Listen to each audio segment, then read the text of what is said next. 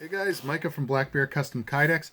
I have a really exciting sheath to show you today. This one's really cool, and it is my first time getting to handle anything from this knife maker. So let me show you the knife first. This is from Red Rhino Customs, and if you guys aren't already familiar, I think you should go check this out. I don't know what the model is of this knife. I'm not super familiar with his knife work. I am, however, a fan of his Kydex stuff. I've been following him for a couple of years now, and he just does really nice work. So just going to give a shout out. Check this sheath out. This is his work. Just super clean edges. Really nice. It's got drip holes. Look at that laser. I think that's a laser engraved logo on the back. Just does really great work. So anyway, I wanted to give him a shout out. Great click, no rattle, no play. Nice draw. And then of course this is his knife. It's a really beautiful knife. Look at that handle, and super comfortable in hand. Just love this thing. So anyway, the owner asked me if I could build him a custom sheath that would basically do some additional things. Not that he doesn't like this sheath. It's a great sheath, obviously, but he wanted just a custom job set up with some additional features. So what we have here is this one's going to Scott out in Colorado. I've done a bunch of stuff for him. You guys have probably seen some of my work for his knives on this channel. Actually, he sent some of them back to me to add stuff or to tighten up retention, things like that. So we've got this BK9 sheath. Got this one for a Phobos MKB9, which I updated. He originally just wanted me to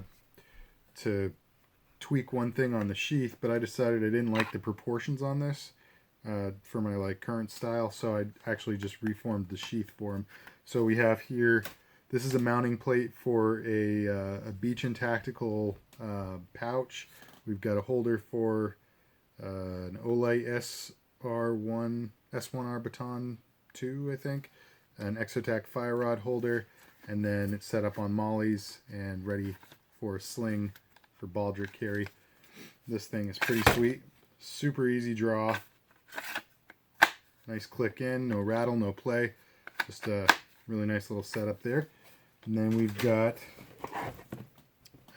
this Firekeeper Forge Wilderness EDC, and this is actually just a simple ambidextrous sheath, but it attaches to a chest harness system that I built him. So those are the knives that I had already done some work for him on. He sent back just to do some simple tweaks.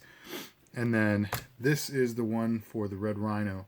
So we've got baldric set up where you can use, obviously it's on a leather dangler, you can use this D-ring plus the D-ring at the tip, clip in with a sling, and you've got a baldric setup, so you carry it on your non-dominant side and cross draw across your body.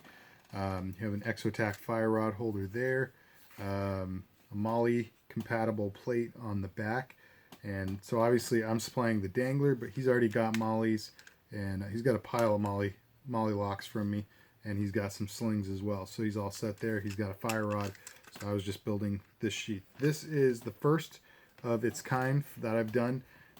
It's not terribly different from what you'd see on some of my other work. The only real major difference, obviously this one's a double layer and it's full double layer. This one's kind of cut out and separated into two pieces. Same concept though, layering. But this one I've done a full double layer. It's black basket weave, moss gray, which is a really, really dark version of OD essentially. And then we've got, what is it called? True Timber Strata as an accent plate. So we actually have 3 layers on both sides. Now, if you're wondering, a bunch of people comment on my videos and ask, other Kydex makers will ask, like, well, where'd you get the rivets that can go through 4 layers of 093, such as you see in the tip of this? The answer is Sitka S-66 rivets. You can get them on USA Knife Maker. That's what I use for 4 layers of 093. On this bad boy, we have 6 layers. There's 4 093. Oh, sorry, it's 1 layer. Correction. All right, so the black basket weave is 093. The other 2 layers are both 080. That's definitely too thick for any eyelet on the market that I know of to get through. So what I've done is I put a short eyelet in on each side of every hole, and then I put Chicago screws through each hole. So that's why you don't see any open eyelets on this plate here. These from here all the way to the mouth of the sheath, those are all Siska S-66 eyelets. So just in case you're wondering on any of those weird little technical specs. I am using some finish washers here. I thought it looked really nice. I chewed back and forth, got some second opinions on what would look the best, and ended up going with the finish washers, including on the dangler adapter and the dangler itself. I just think it's a nice little touch. Got his initials in there, SD, on both sides with the logo. And that's pretty much all I have to show you on this. It's super, super heavy duty. When you add a second full layer, it makes it incredibly rugged. But doing an additional reinforcement at the tip, like I can't even flex this sheath. It's so rugged. It is obviously going to add a little bit of weight, but I would say the overall weight on this sheath is probably somewhere in the ballpark of like 8 to 10 ounces. It's really not that heavy. So let's check out the fit of the knife here. Got a really nice little click in. Any of the rattling you hear are just these screws set up on the back. These are just ready to receive molly locks. Based on the length of them, I can't tighten them down far enough so that they don't rattle. You have to add the thickness of the molly lock, and that'll then be tight, clamped down nice. Sucker has a good draw. I wouldn't call it ballistic, but it is a really nice, smooth, springy draw. Obviously, your sheath will come off just fine. So I'm really, really pleased with this. Again, for those of you who've been following the channel, you know about my work with clay molding props to kind of set up the retention in the formation process when you initially press a sheath.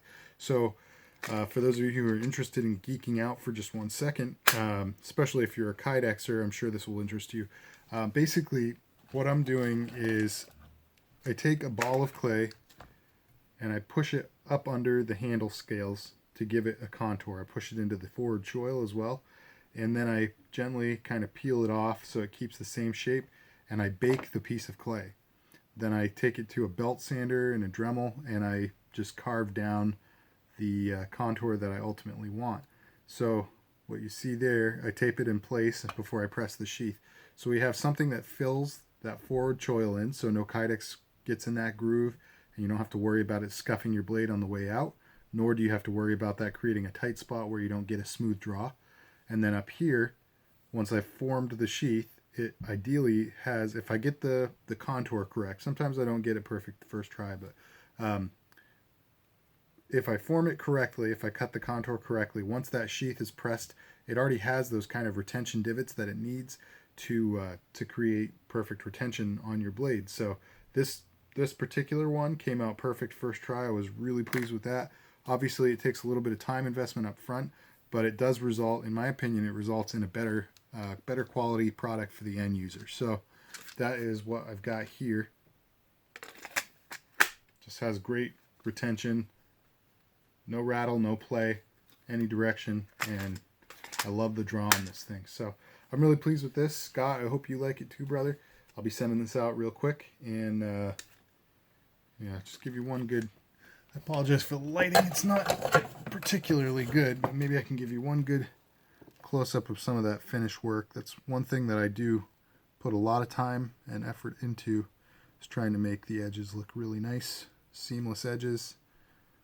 So, alright guys, that is what I got for you. If you like this knife, if you like this video, if you like this sheath, hit that like button. If you like the channel, subscribe. Definitely go check out Brandon over at Red Rhino Customs, both for his knife and sheath work. He's a great craftsman, and I've heard he's an excellent guy to deal with as well. So please go check him out, and obviously comment down below. Give me your opinion on this 3-layered thing. If you think this is worth doing, not worth it, whatever. I think I don't know. It's kind of an acquired taste. It's very busy when you have 3 colors, 3 layers, whatever it is. But I will say, as far as the strength of the sheath, this thing is 100%, well, I don't know. I don't want to call anything 100%. It is extremely durable. It is darn near bomb-proof. It's a tank. So I like it. I'm not sure how much of this I'll be doing, but obviously if you're interested in something like that, you can request that when you place an order with me, and I'd be happy to quote you a price and see if you want to go forward with that. So, all right, guys, like, share, comment, subscribe. Thanks for tuning in, and stick around for the next one. God bless.